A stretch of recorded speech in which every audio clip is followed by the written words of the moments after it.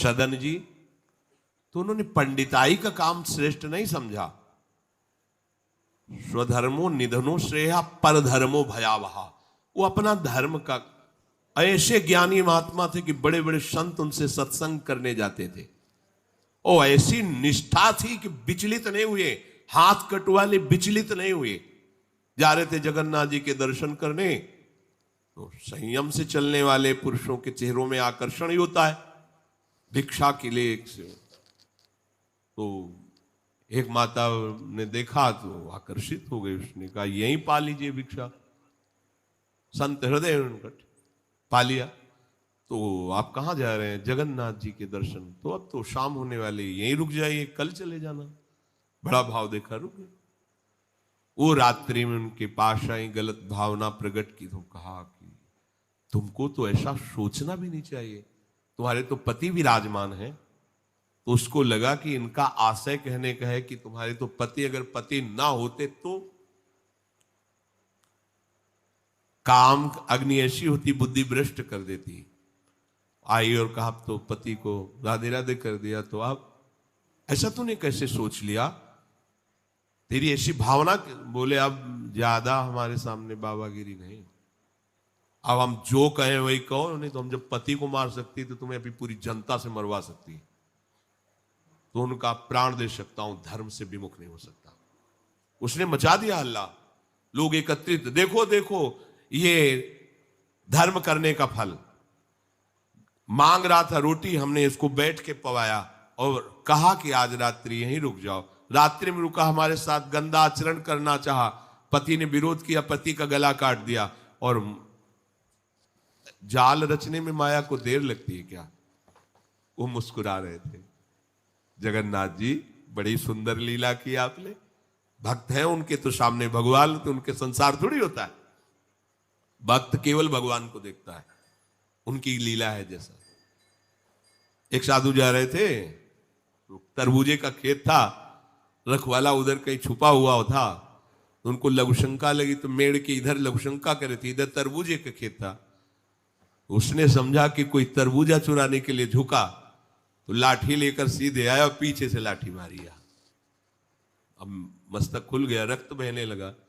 जब वो घूमे तो देखा कंठी तिलक महात्मा। तो कहा अरे महाराज, हमने समझा गांव का कोई चोर है तरबूज चुराने के लिए। तो कहा हम तो जानते हैं ना आपको, आप ऐसे ही लीला करते रहते हो। बोले नहीं, हमने पहली बार किसी को मारा है, दोबारा नहीं। बोले हम जानते हैं आपको। तो बोले महाराज क्षमा करो, चलो आपको अस्पताल ले चलते हैं। बोले ये भी हम जानते हैं आपको। और वो तो अपने भाव में वहां ले गए।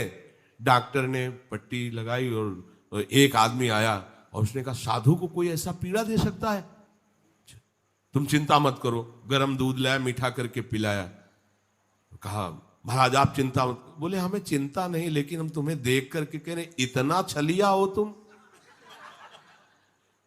मतलब हमने क्या, दूध है, चीनी है, इसमें मिला दिया हमने, कोई और तो इसमें जहर तो मिलाया नहीं। हम जान रहे हैं ना, तुम ही वो पहले लाठी से मारा, फिर अस्पताल लाए, तुम ही ने पट्टी बांधी और तुम ही हमें दूध पिला। बोले महाराज नहीं, ऐसा ऐसा करके फंसा क्यों रहे हो हमको? हमने ऐसा। बोले हम तो अब तुम हमें भुलावे में नहीं डाल सकते, तुम ही हो, तुम ही हो। वो अपने भाव में है, वो सामने वाले के। तो साधु अपने भाव में होता है।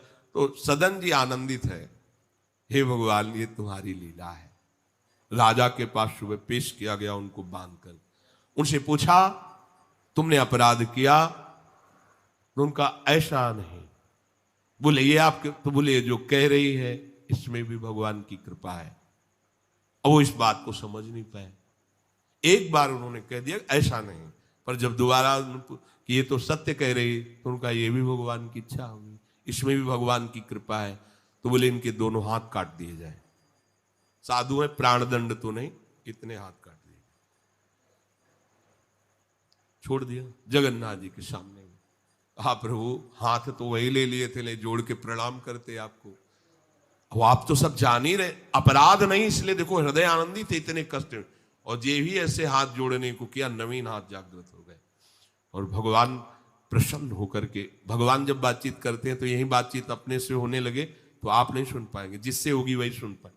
भगवान ने कहा, तुम्हारा हमारे प्रति तनिक भी रोष नहीं आया कि बिना किसी गलती के तुम्हारे ऊपर आरोप और ये दंड। बोले प्रभु, हर चेष्टा में मुझे आपका प्यार दिखाई देता है। वो करके इतने बड़े महात्मा है कि जहां आप भयभीत हो जाएंगे, भैया वो ऐसे तो हम धर्मय से चलते हैं, पर अब सब जान जाएंगे, दंड मिलेगा, इससे अच्छा चल भैया जैसा तेरा। नहीं, प्राण चले जाएंगे धर्म। और कार्य क्या करते हैं? ये अपने कर्म को छोटा मत समझो, चाहे किसानी हो, चाहे व्यापार हो, छोटी सी दुकान है, अच्छा है, नाम जप कर रहे हो, 10, 20, 50, 100 जो भी मिले, आटा दाल नमक रोटी खाओ पियो, तुम्हारा परिवार आगे चलकर बहुत उन्नति को प्राप्त होगा।